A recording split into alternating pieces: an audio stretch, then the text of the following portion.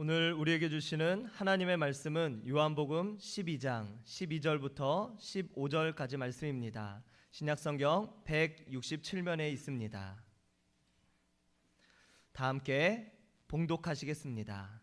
그 이튿날에는 명절에 온 큰 무리가 예수께서 예루살렘으로 오신다는 것을 듣고 종려나무 가지를 가지고 맞으러 나가 외치되 호산나 찬송하리로다 주의 이름으로 오시는 이 곧 이스라엘의 왕이시여 하더라. 예수는 한 어린 나귀를 보고 타시니 이는 기록된 바 시온 딸아 두려워하지 말라 보라 너의 왕이 나귀 새끼를 타고 오신다 함과 같더라. 아멘. 이 시간 담임 목사님께서 나오셔서 요한복음 강의 하늘의 복음 쉬운 7번째 시간 하늘의 입성이라는 제목으로 말씀 전하실 때 큰 은혜 받으시기 바랍니다. 오늘 새로 오신 가족이 있습니다. 우리 기쁨으로 환영하겠습니다. 양현수 권사님 인도하셨네요. 장암에서 오셨습니다. 임순희 씨 잠깐 자리에서 일어나 주실까요? 예, 모자 쓰셨군요. 환영합니다. 잘 오셨습니다. 감사합니다. 예, 앉으세요. 앉으세요. 예, 앉으셔도 됩니다. 아주 모자가 예쁘네요. 예. 신동숙 전도사님 인도하셨습니다. 귀암 황토방 아파트에서 오셨네요. 이정규 씨 어디 계신가요? 예, 저 뒤에 계세요. 환영합니다. 잘 오셨습니다. 감사합니다. 앉으세요. 예. 오늘 우리 할렐루야 찬양대 싱어선 나가 많이 빛났죠? 예, 우리 아이들 참 예쁘게 잘했습니다. 감사합니다.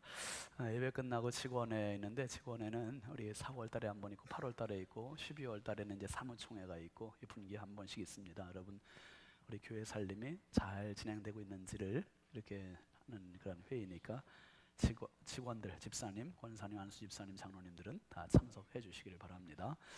그리고 광고한 것처럼 내일부터는 특별 새벽 부흥의 고난주간입니다. 고난주간은 우리가 1년 중에 정말 내 신앙이 가장 정결해질 수 있는 시간이에요. 그래서 새벽 기도 시간을 30분 늦추고 해서 5시 반에 에레미야 애가가 이제 5장으로 딱 되어 있습니다. 그래서 제가 이 에레미야 애가의 슬픔 그리고 분노 그런 것들이 희망으로 승화되는 그런 내용들을 준비해서 희망을 노래하라라는 주제로 말씀을 준비합니다. 여러분 많이 참여하셔서 은혜 받으시길 바라고요. 그 다음에 엠마우스 영성훈련생은 아마 낯설으실 거예요. 이번에 성결신문에도 광고 나왔는데 바나바 훈련원에서 장소를 빌려서 합니다. 그리고 청주고요. 예수님을 제대로 만날 수 있는 아주 너무나 좋은 프로그램이에요. 그래서 예수님 제대로 만나고 인격적으로 경험을 하고 교회를 섬기는 훈련을 정말 잘할 수 있는 너무 좋은 프로그램입니다. 그래서 할 수만 있으면 많이들 가시면 좋겠어요. 4월 30일이 주일이고 월요일, 화요일, 5월 1일, 2일은 이제 평일이고 3일은 또 초파일이고 그래서 휴일이고 그래서 이틀만 좀 시간 내실 수 있으면 좋겠어요. 많이들 가셔서 훈련 받으시길 바랍니다. 우리 이재택 장로님께 많이들 신청해 주시기를 바랍니다. 잠깐 기도하고 말씀 나눕니다. 거룩하신 하나님 아버지 감사합니다. 종려주일 주님께서 예루살렘 성에 입성하신 이 승리의 십자가 길, 평화의 십자가 길, 겸손의 십자가의 길을 저희들이 오늘 말씀으로 함께 찾아가려고 합니다. 성령께서 말씀하여 주시고 깨닫게 하여 주시고 저희들 마음속에 예수님을 바르게 모시는 시간 되게 하여 주시옵소서. 특별히 이정규 씨, 임순희 씨가 오늘 우리 권사님, 전사님 손을 통해서 주님 앞에 나왔습니다. 하나님, 지금까지는 내 생각대로 내 계획대로 살아왔을지 모르지만 인생의 주인이 하나님이심을 고백하고 만나고 체험해서 하나님 손 붙잡는 복된 시간 되게 하여 주시옵소서. 연약하고 부족한 종 주님 손에 부탁드리옵고 예수 그리스도의 이름으로 축복하며 간절히 기도하옵나이다. 아멘. 우리 앞뒤 좌우 반갑게 축복합시다. 사랑합니다. 축복합니다. 반갑습니다. 은혜 받읍시다. 한번 따라합시다. 너는 행복자로다. 나는 행복자로다. 여러분 우리 모두는 정말입니다. 하나님의 행복자이라는 행복자라니 정체성을 늘 유지하고 승리하시길 바랍니다. 오늘 제목입니다. 하늘의 입성. 여러분 아마 로마나 프랑스 파리를 가보신 분들은 다 보셨을 겁니다. 개선문. 그 이탈리아 로마 가면 콜로세움 바로 옆에 개선문이 있죠. 이게 전 세계에 있는 많은 개선문 형태에 가지고 있는 그런 개선문들의 원조라고 해요. 원형인데 한번 잠깐 좀 보실까요? 이겁니다. 콘스탄틴 황제가 그 자기의 정적이었던 막센티우스를 무찌르고 나서 그걸 기념하기 위해서 이렇게 세운 거라고 그래요. 굉장히 오래됐죠. 그리고 이제 나폴레옹 장군이 이탈리아와의 전쟁에서 승리하고 이거를 본따서 파리에도 만들어 놨는데 원래 생각은 이게 이제 파리에 있는 개선문이죠. 샹젤리제 거리 쭉 가면 끝에 이게 있잖아요. 그런데 이게 로마에 있는 것보다 규모는 한 2배 가까이 크다고 합니다. 근데 원래는 아까 그 로마에 있는 개선문을 사실 나폴레옹이 프랑스로 이걸 가지고 오려고 그랬대요. 꿈도 야무지죠. 저 거대한 거를 어떻게 생각뿐이었지 옮기지 못하니까 이제 파리에다가 개선문을 따로 이렇게 지었다고 합니다. 개선문의 의미는 뭐 아시겠습니다만은 전쟁에 승리한 영웅들이 개선 장군 된 사람들이 들어갈 수 있는 문 내지는 전쟁에서 승리한 것을 기념해서 자기의 이름을 좀 드러내고 싶어서 만든 멋진 이러한 문입니다. 여러분 오늘 말씀은 바로 이런 입장에서 예수님께서 개선 장군과 같이 예루살렘 성을 향해서 입성하시는 장면이에요. 예루살렘 성을 향해 입성하시는데 예수님의 사역의 반경은 크게 두 분대로 나눠졌습니다. 한 부분은 거의 3년 가까이의 시간을 갈릴리 바다 근방에서 사역을 하셨어요. 여기에서 사역은 주로 한번 따라해 보실까요? 가르치심, 선포하심, 고치심, 이 세 가지 3종 사역이었습니다.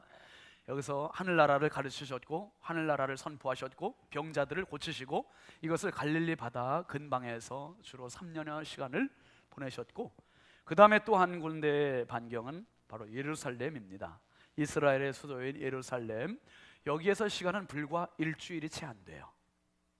일주일이 채 안 되는 짧은 시간, 오늘 일요일날 주일날 성에 들어가시고 그리고 금요일날 십자가에 못 박히시고, 그런데 왜 이 짧은 기간을 3년여 시간과 거의 동등한 것으로 이렇게 비교를 하는가? 무게로 따지면 사실 3년의 시간보다는 이 일주일이 채 안 되는 이 시간이 훨씬 무거워요. 3년여 동안 예수님께서 하신 것은 가르치시고 선포하시고 고치신 이 세 가지 사역은요, 예수님께서 하나님이심을 선포하는 사역이었었어요. 이게 입으로 행동으로 보여주신 하나님 나라의 사신이요 하나님이신 것을 보여주신 사역이라고 하면은 이 예루살렘 들어가셔서 십자가에 죽기까지 하신 이 사역은 온 인류들을 온 몸으로 살리신 구원의 사역입니다. 결국은 예수님께 이 사역을 위해서 갈릴리도 필요하셨고 이 사역을 위해서 오늘 예루살렘 성에 입성하시는 이 시간도 필요하셨던 거예요. 그래서 갈릴리와 예루살렘을 절대로 떼놓고는 예수님의 사역을 말할 수 없고요, 같이 이야기에 붙여서 이야기하는 게 사실 예수님의 사역을 바로 보는 그러한 견해입니다. 여러분, 특별히 예수님께서 이제 그 이때까지의 예루살렘 성에 들어가실 때까지의 분위기를 보면 어떤 분위기냐 하면 모든 이스라엘 국민들이 예수님을 연호하면서 예수님을 환호하고 갈채를 보내고 그 나라의 왕으로 옹립하려고 하는 이런 분위기입니다. 갈릴리 3년 동안의 예수님의 사역에 수많은 인파가 따라다녔어요. 왜?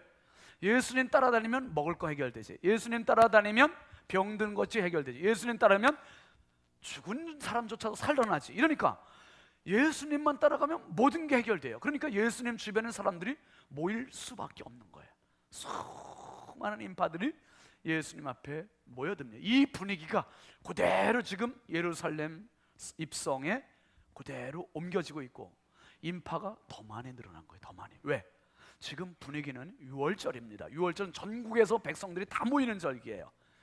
그래서 이 절기에 들어오시는 예수님을 보고 예수님 주변에 있는 제자들이 어깨가 힘이 들어가고 자기도 모르게 흥분이 되고 설레이고, 지금까지 예수님 주변을 갈릴리 바닷가에서 따라다니면서도 자기들이 우쭐댔어요. 왜 그랬습니까?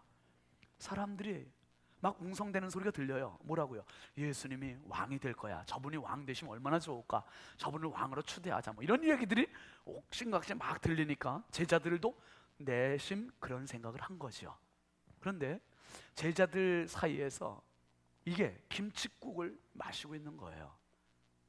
여러분, 요즘 대선을 앞두고 대통령 후보 되는 분들이 이제 그 참모들 있잖아요. 운동원들이, 운동하는 사람들이 내심 생각이 있겠습니까? 없겠습니까?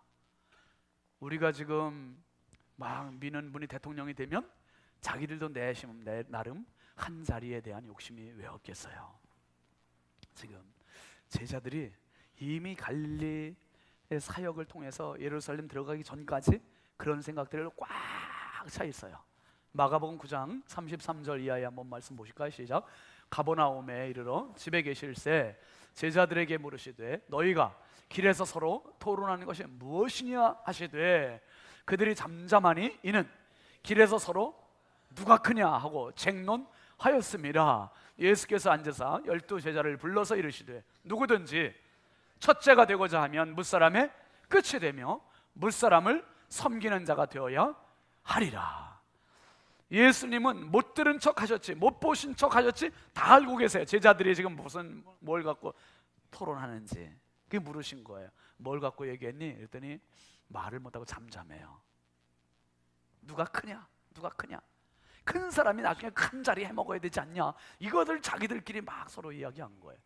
이것도 모자라서 예수님 이제 예루살렘 성 입성하시고 하는 요 분위기에 제자들이 또 얘기하는, 또 한 장 넘어가 10장으로 가보면 10장 35절 이하의 시작. 세베대의 아들 야고보와 요한이 주께 나와 여짜오되 선생님이여 무엇이든지 우리가 구하는 바를 우리에게 하여 주시기를 원하옵나이다. 이르시되 너희에게 무엇을 하여 주기를 원하느냐? 여짜오되 주의 영광 중에서 우리를 하나는 주의 우편에 하나는 좌편에 앉게 하여 주옵소서. 다른 복음서에 보면 이 야고보와 요한의 어머니가 치맛바람 일으킨 것으로 나오죠. 근데 지금 두 제자가 야고보와 요한이 예수님께 직접 청탁을 한 거예요. 뭐라고요? 선생님께서 왕이 되시면 우리 모른 척하지 말아 주십시오. 얼마나 가까이 있었습니까? 여러분 한번 예를 들어 보시죠. 뭐 죄송해요. 여러분들을 예수님으로 표현하면 더 좋겠지만 제가 그냥 예수님으로 할게요. 그 여러분이 제자라고 한번 생각해 보세요. 12제자예요. 근데 주변 사람들의 분위기를 보니까 다 예수님을 왕으로 옹립하려고 하는 이런 분위기야.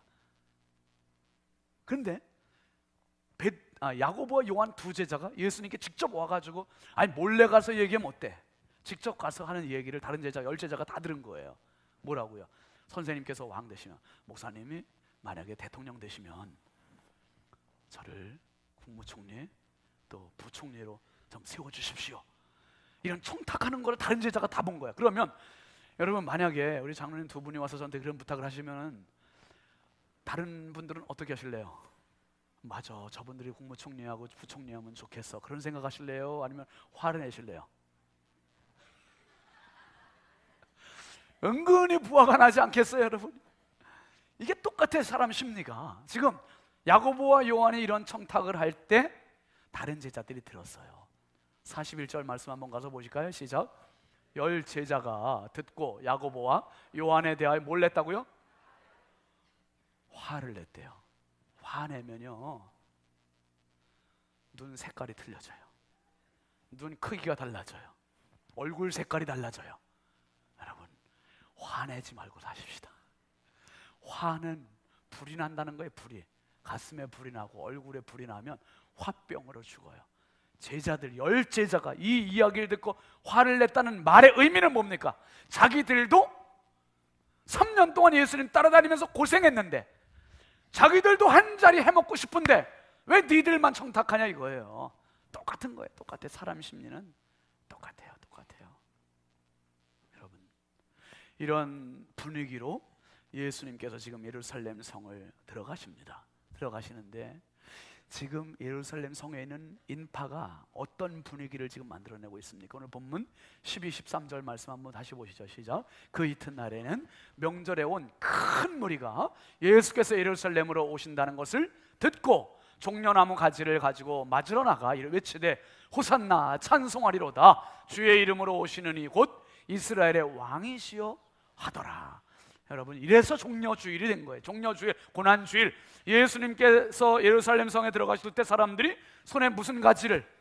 종려나무 가지를 들고 흔들면서 호산나 했다는 거예요. 만세했다는, 메시아 했다는 거예요.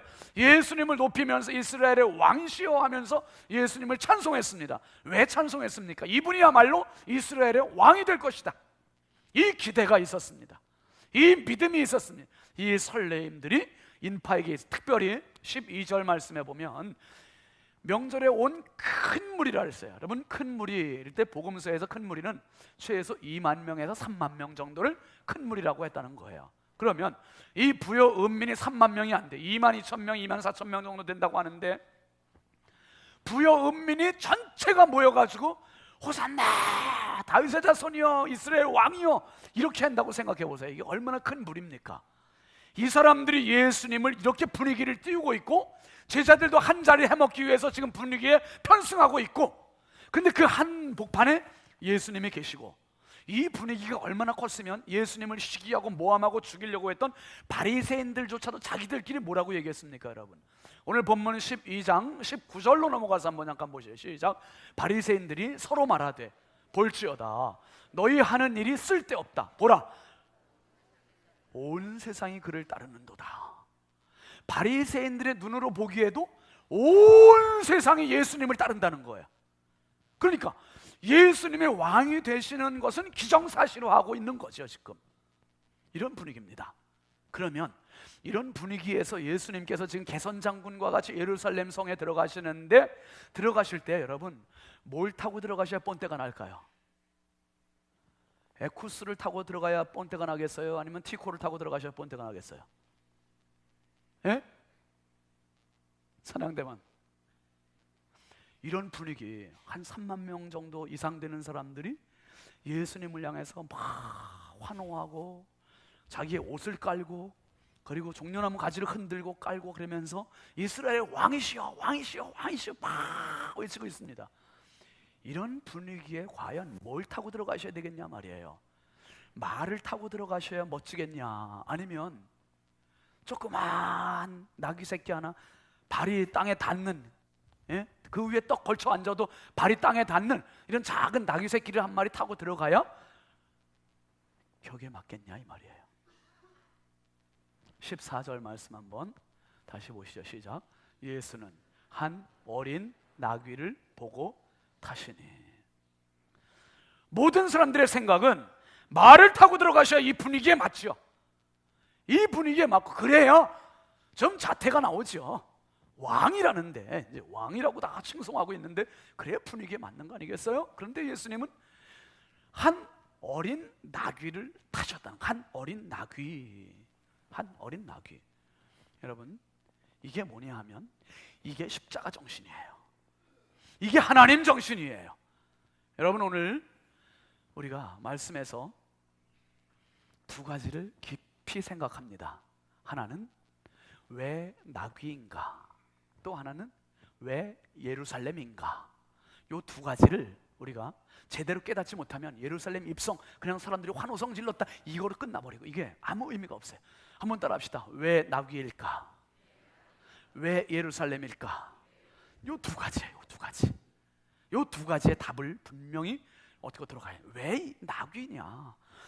하필이면 그 자리에서 말을 타고 들어가셨으면, 더군다나 백마까지 타셨으면 얼마나 멋있을까? 개선장군 같지 않을까? 그런데 왜 나귀일까? 그것도 나귀 정도가 아니에요. 나귀 새끼예요. 죄송하지만 나귀 새끼. 진짜 예수님께서 걸터 타시면은 발이 땅에 닿을 정도로 이거는 멋있는 게 아니라 우스운 거예요. 비웃음거리가 될 수 있는 거고 놀이개감이 될 수 있는 거고. 그래서 제자를 어린 아이들이 와서도 웃고 찬미할 정도로 그런 행렬이 돼버리고 말았습니다. 여러분 지금 보십시오. 우리가 예배가 지금 쭉 흘러오고 있잖아요. 설교까지 얼마나 우리가 착착착착 물 흐르듯이 아름답게 은혜롭게 잘 진행되고 있습니까? 근데 이렇게 은혜롭게 잘 진행되다가 설교자가 말이에요, 여기서 갑자기 무슨 실수를 했다든지 아니면 중간에 어떤 분이 벌떡 일어나가지고 뭐 다른 엉뚱한 이야기를 했다든지, 그러면 그 분위기에 완전히 찬물을 꼈는 거예요. 지금 모든 분위기가 고조돼가지고 예수님이 왕으로 옹립될 수 있는 모든 분위기 조성 끝! 스탠바이! 예수님만 오케이 하시면 되는 거예요. 그런데 예수님 들어가실 때 이제 말을 타고 가셔야 되는데 뭘 타고 들어가셨다고요? 나귀 새끼를 타고 들어가시는 거예요. 그러니까 이 분위기에 완전히 찬물을 꼈는 거예요. 뭐 때문일까? 첫째는 예수님은 모든 사람을 가까이 하기를 원하시는 거예요. 여러분, 예수님은 갈릴리 바다 근방에서 그 3년의 사역을 하시면서 약자들, 억눌린 자들, 눈물 흘리는 자들, 병자들, 가난한 자들, 그들과 함께 하시면서 3년의 세월을 보내셨어요. 그리고 지금 그들을 뒤로 하고 예루살렘으로 들어가시는 이 길도 그들을 가슴에 품고 들어가시는 거예요. 내가 예루살렘에 간다고 해서 저들을 모른다고 하는 게 아니다. 사랑하시는 성도 여러분, 오늘 예수 그리스도는 이런 분입니다. 여러분들 높은 자리에 있는 분만 예수님 찾으시는 게 아니라 높은 자든 낮은 자든 눈물 흘리는 자든 절망한 자든 아파하는 자든 고난에 빠진 자든 누구든지 가장 낮은 자에 있는 그 사람을 예수님은 찾아가시는 분임을 믿으시길 바랍니다. 예수님은 그런 주님이세요. 그러니까 내 환경이 아무리 열악해도, 내 환경이 아무리 눈물 나도 주님은 나의 주님이세요. 나의 주님이세요. 또 예수님은 겸손하세요. 겸손하세요. 겸손의 왕으로, 나귀는 겸손의 상징입니다. 특별히 여러분, 나귀는 사람이 타는 동물은 아니에요. 제가 이번에 알바니아 갔을 때 보니까 나귀가 제법 많더라고요.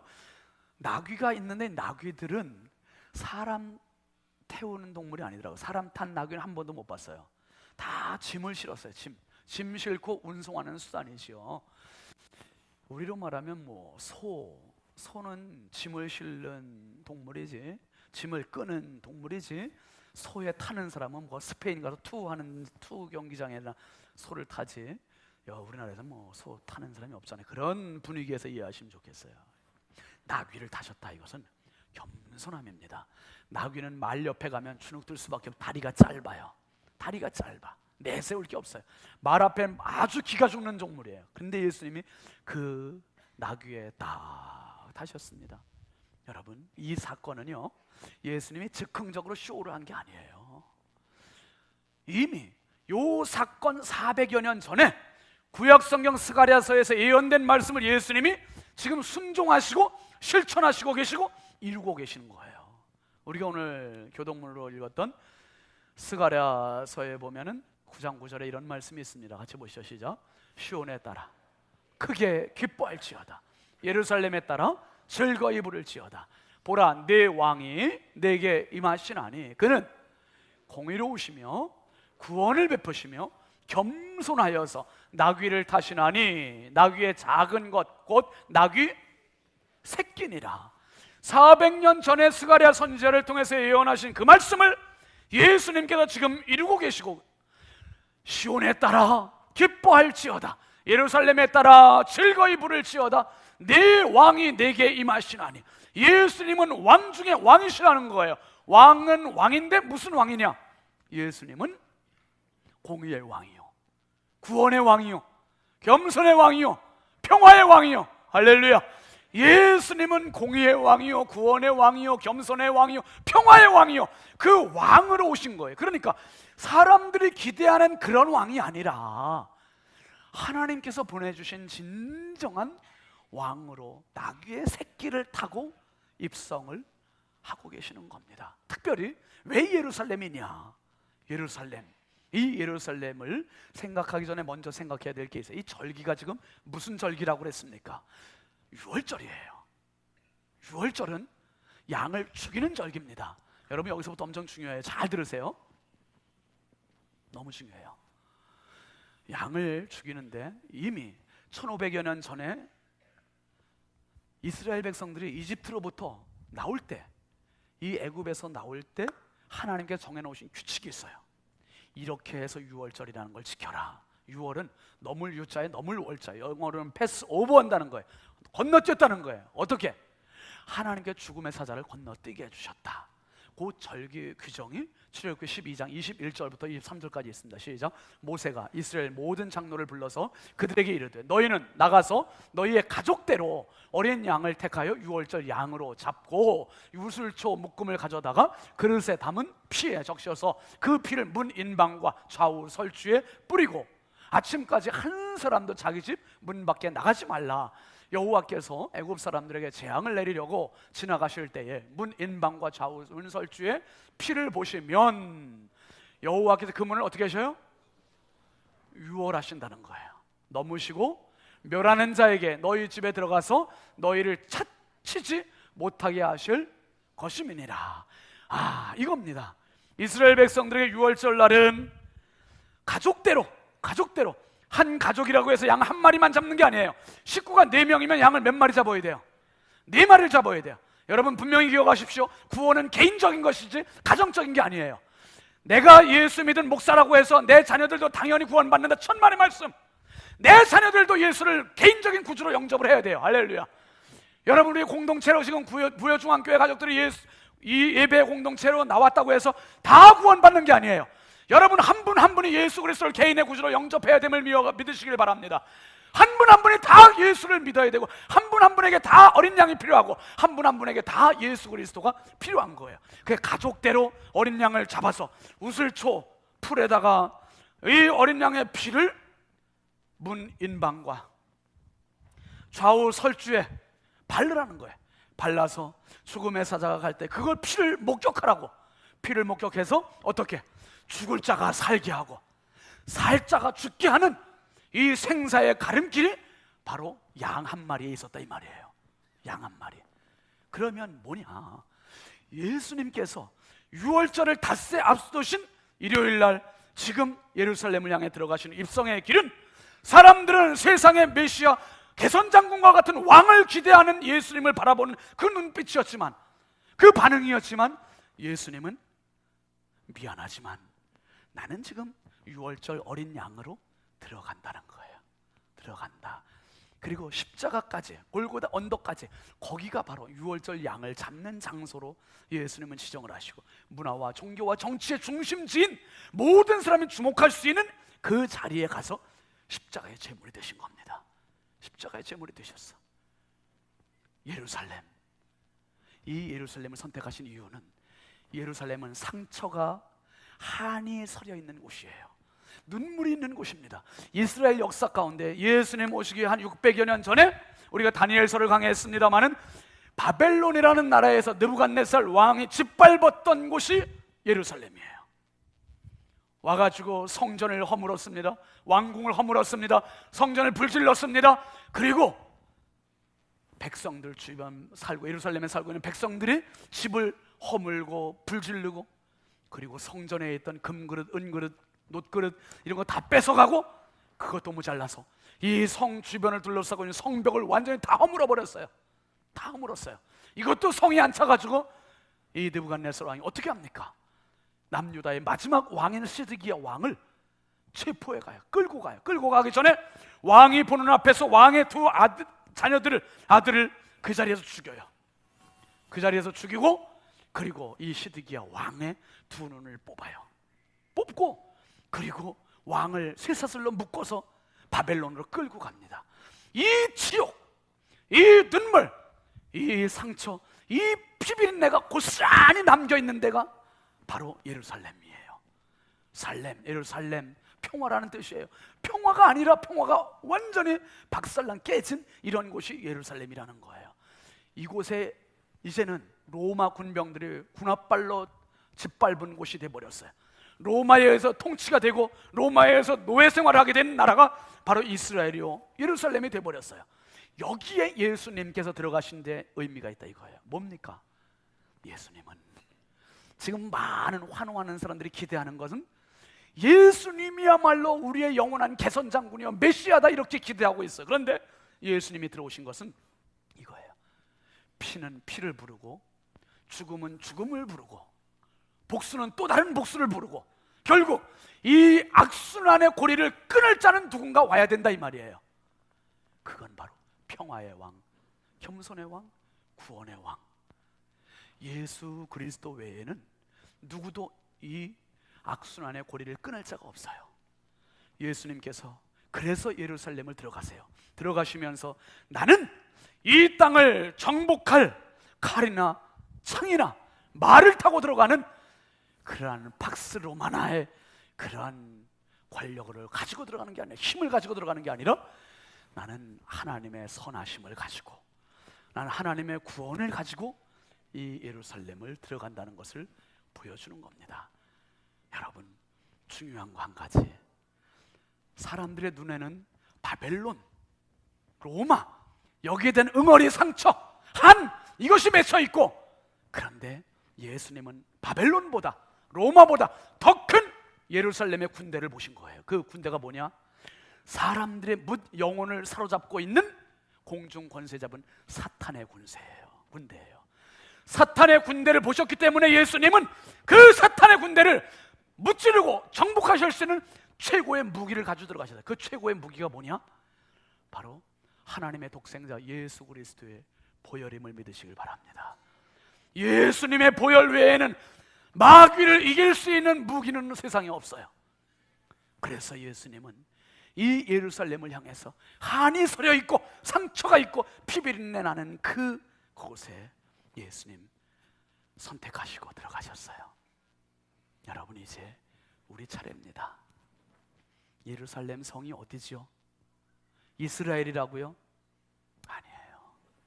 예루살렘 성은 여러분 가정이 될 수 있고 여러분 마음이 될 수 있습니다.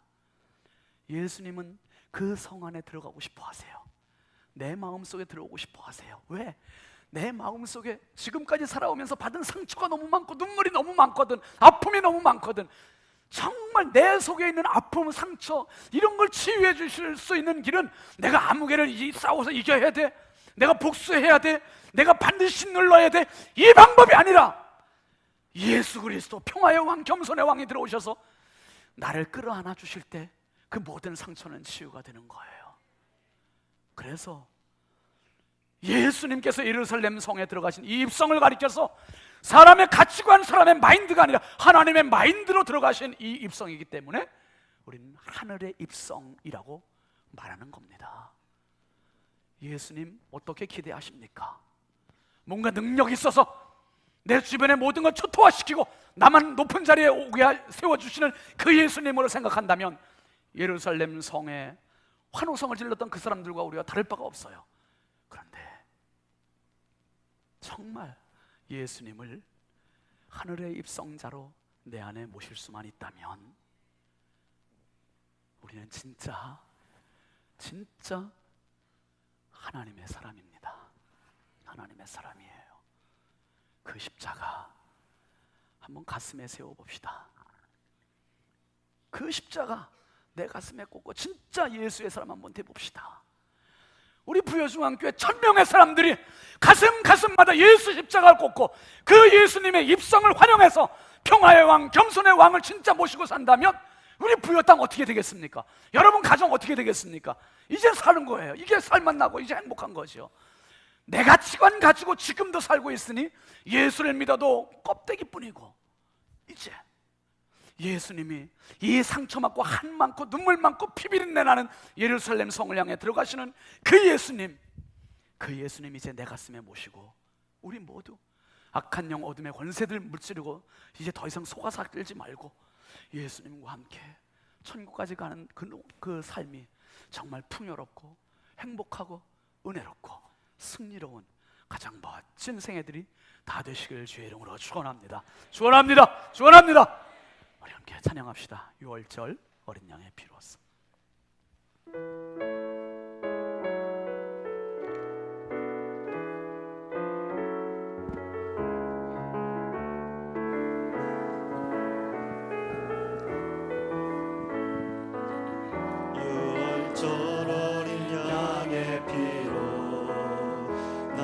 삶의 문이 열려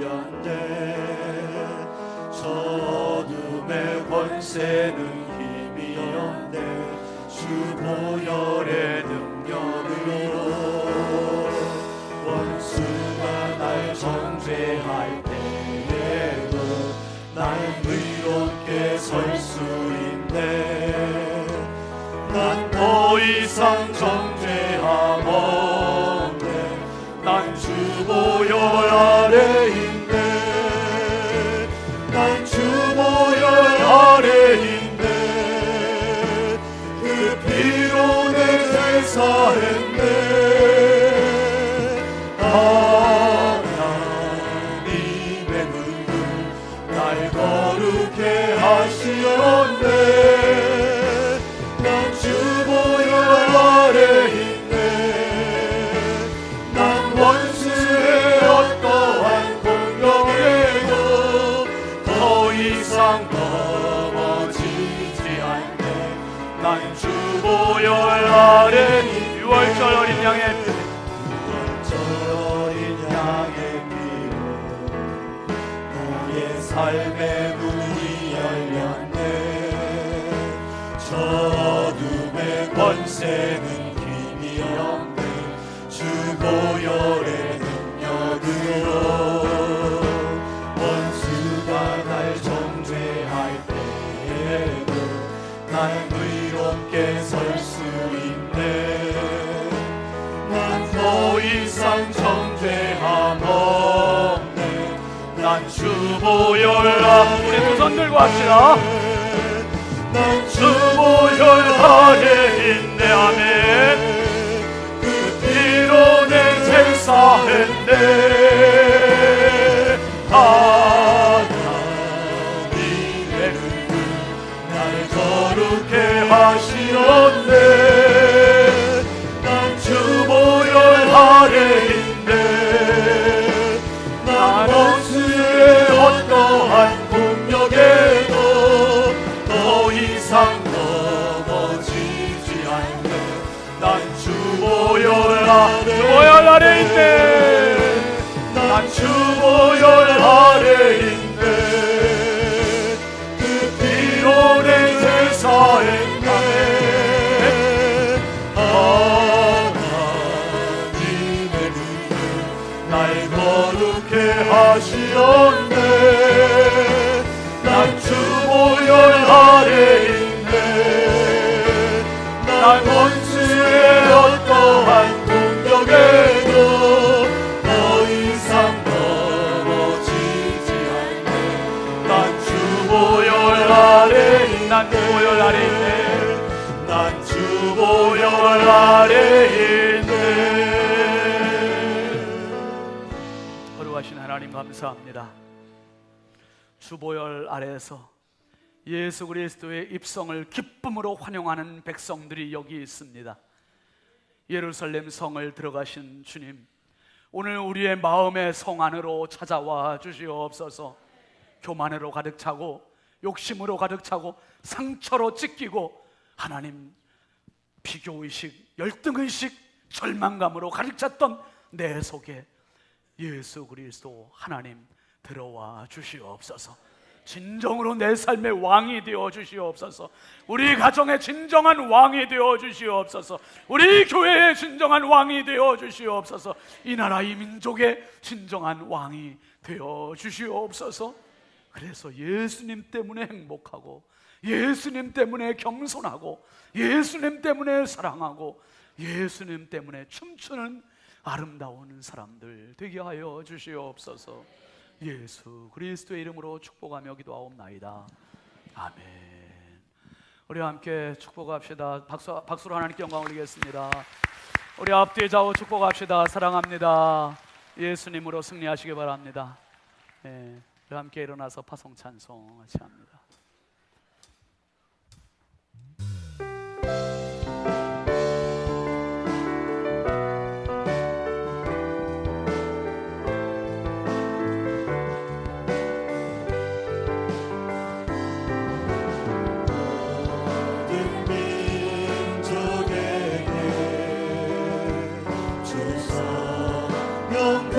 주소서.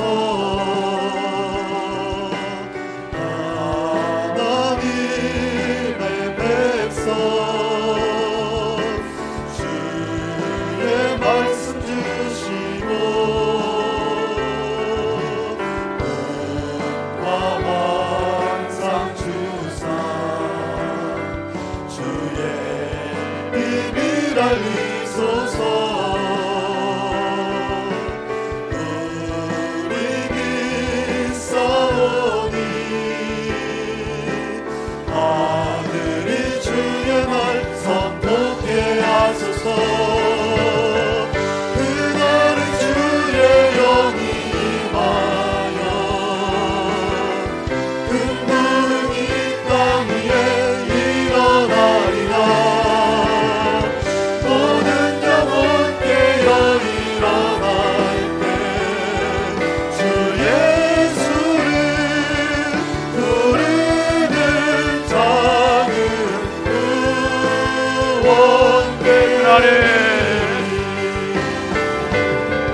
그날은 주의 영이 임하여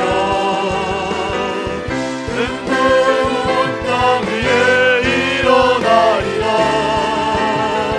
우리 영혼 깨어 일어날 때 주 예수를 부르는 자는 구원되리.